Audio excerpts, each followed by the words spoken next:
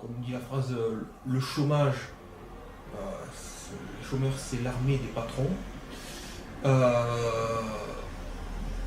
Qu'est-ce que vous comptez, est-ce que vous comptez inventer, je sais pas, c'est juste une suggestion, un code du chômage?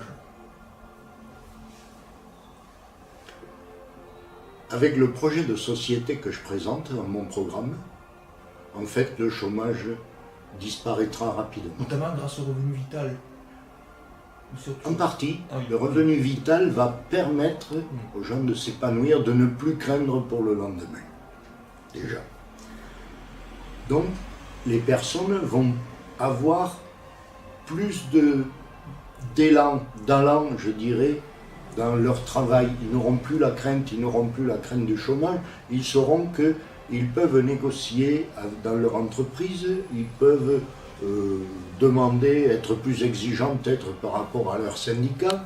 Ils pourront avoir des situations qui n'ont pas eu de précédent. C'est-à-dire qu'on va avoir une nouvelle relation entre le personnel des entreprises et les chefs d'entreprise. Ceci dit, dans mon projet, le revenu vital, comme tous les autres éléments, sont là pour une vie sociale enthousiasmante, mais apaisée.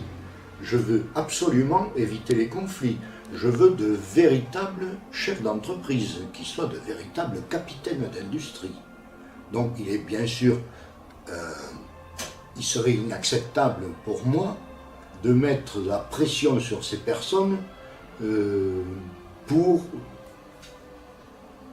tout permettre au personnel des entreprises. Il faut que ce soit... L'entreprise doit devenir un espace de convivialité. Il doit y avoir des négociations entre les chefs d'entreprise et le personnel de façon à recaler le temps de travail. Les 37, les 50, 40 heures, 50 heures jusqu'à 70 ans qu'on veut nous faire faire, tout ça c'est de la stupidité. On est dans un système qui veut emprisonner l'homme. Je veux libérer l'homme.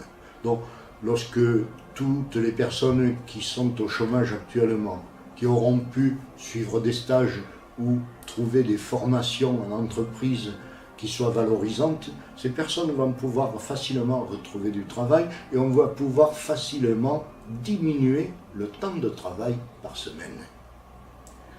Avec toutes les personnes qui sont en attente et les jeunes qui n'ont jamais travaillé, qui souvent ne sont pas inscrits au chômage, on va pouvoir baisser peut-être de 4 ou 5 heures le temps de travail des entreprises, dans un premier temps.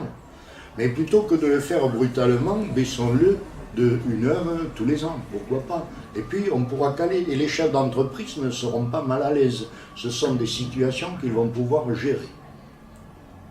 Et là, nous allons voir effectivement qu'entre les chefs d'entreprise et le personnel des entreprises, il va s'installer un autre climat. Il n'y aura plus l'obligation de résultats compétitifs. On va se retrouver dans une société complètement différente. Et là, chacun va pouvoir retrouver ses marques. Il faut à ce sujet savoir, j'ai travaillé en entreprise, j'ai eu mon entreprise, j'ai travaillé en fait dans une quarantaine d'entreprises, en France, à l'étranger. Il faut savoir que le personnel d'entreprise respecte les patrons qui sont respectables. Et je parle des vrais capitaines d'industrie. Je ne parle pas des financiers que l'on nous balance à la tête de toutes les entreprises fiables. Ça, c'est l'horreur du monde du travail. On doit mettre en place de véritables chefs d'entreprise. Et c'est ce à quoi je m'emploierai.